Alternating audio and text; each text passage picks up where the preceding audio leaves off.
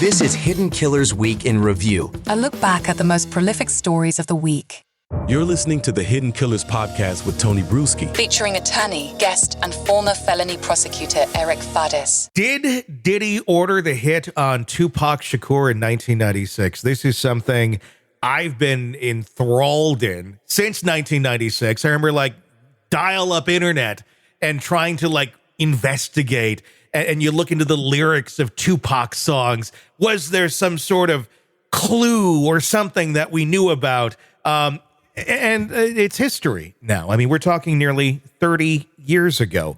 There was a lot of songs back in those days that clearly talked about murdering each other. Hit 'Em Up being one of them. Who Shot Ya? Another one.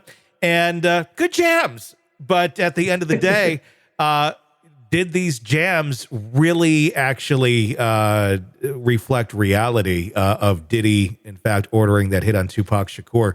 Joining me to discuss, Eric Faddis, defense attorney, former prosecutor. I don't know. This is going back to childhood, and there's always been these questions. There's always been the rumors that Diddy had something to do with it, but I don't know. He continued on with his career for many years, and now we're saying, oh, he's not the most up-and-up human being. But do the two have anything to do with one another? All these years later, what's your thoughts? Yeah, that is the question. And in looking at it, in determining who was involved in what, you want to look at motive, right? And so did Diddy have kind of a motive against Tupac? Mm-hmm. Well, they were in this rap beef at the time. And we've seen rap beefs escalate into something lethal, but that's not unprecedented. And surely Diddy had a motive against Tupac at that time. I remember at the time, rumors were swirling regarding who was involved and exactly how it went down.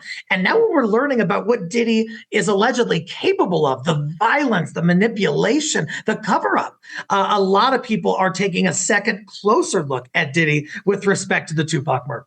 How much weight does the testimony of Dwayne Keefe D. Davis have on this? Because now that's another trial we're going to be covering as it gets closer here. Dwayne Keefe D., the only surviving member who was in the vehicle that shot at Tupac. He's claimed for years in several interviews that, he knows who shot, and Orlando Anderson would be that person. His nephew, and the charges against him are, you ordered the hit on Tupac. But where did he get that order from? Why did he want to do that? Because they're connecting that back, and Diddy's name does come up in the affidavits in the Tupac murder case of this speculation that there was $1 million bounty out on the head of Tupac and Suge Knight.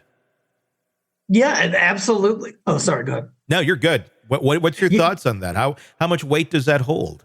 In looking at it, one thing I think with Keefe D, you got to take what he says with a grain of salt. That's kind of a wrinkle to this whole saga. Yeah. Is a lot of people see him as sort of fame seeking, and he has been gloating about this murder that he was allegedly involved in. It took the police, years and years to finally arrest him on it. How reliable are his statements, and how much are they going to carry the day in this, cold case from decades ago?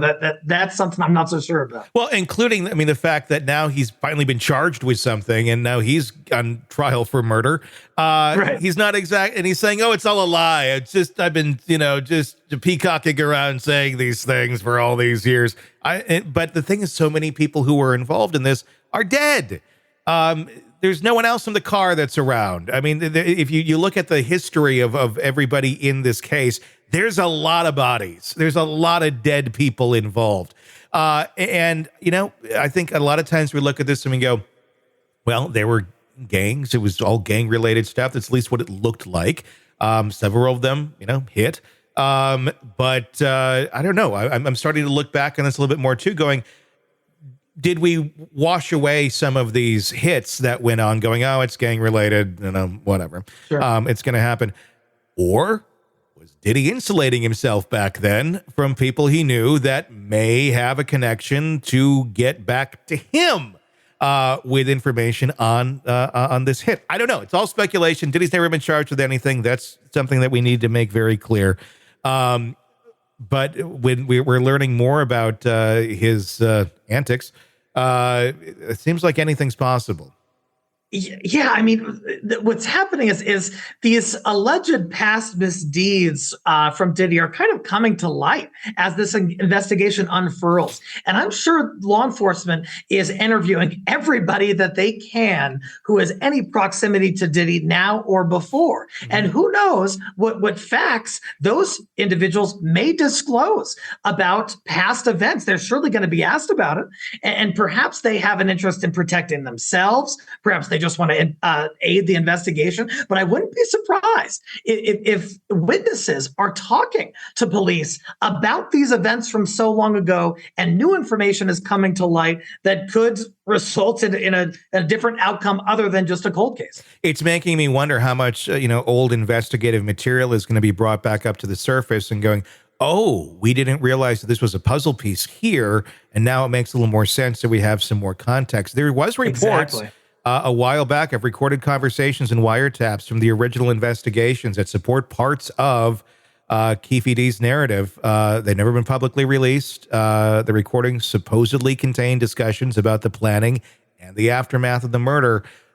That would be interesting if those do come to light, to hear exactly what was in those, and how this all connects now. And also, well, why didn't we do anything earlier if we had these recordings?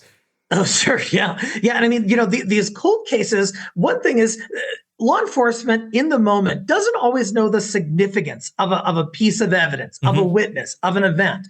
And then later on down the road, sometimes years or decades, they learn more contextual information. They get more incriminating information from a different witness. And then, like you said, it becomes a puzzle piece they didn't even know they had in their back pocket. And they can begin putting things together. And I just wouldn't be surprised if that's what the LAPD is trying to do here, especially with all the pressure that's been surrounding them to solve the murder of this beloved public figure. If Diddy did order this hit and had the $1 million bounty out there, obviously that's not just going to be like, oh, hey, you did it. Hey, Keefe, let me write you a check from Bad Boy Records. Come on over and we're going to send it to you. And, what would you like? It obviously would have been laundered some way, shape, or form. How difficult is that going to be to track if it ever took place 30-ish years ago? If that payment ever happened, how in the world are you gonna try to recreate that in 2024? Yeah. It just seems so difficult. Like you said, even just recreating a normal bank transaction from 30 years ago, there could be some problems. But we're talking about likely money laundering, likely things on the DL, and how are they going to substantiate that?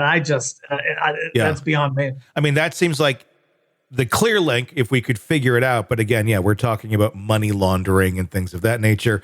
Not exactly something easy to find. Although maybe he just wasn't thinking. He got his checkbook out and a little memo line, Tupac, and it's like, oh, there we go. That's what that was.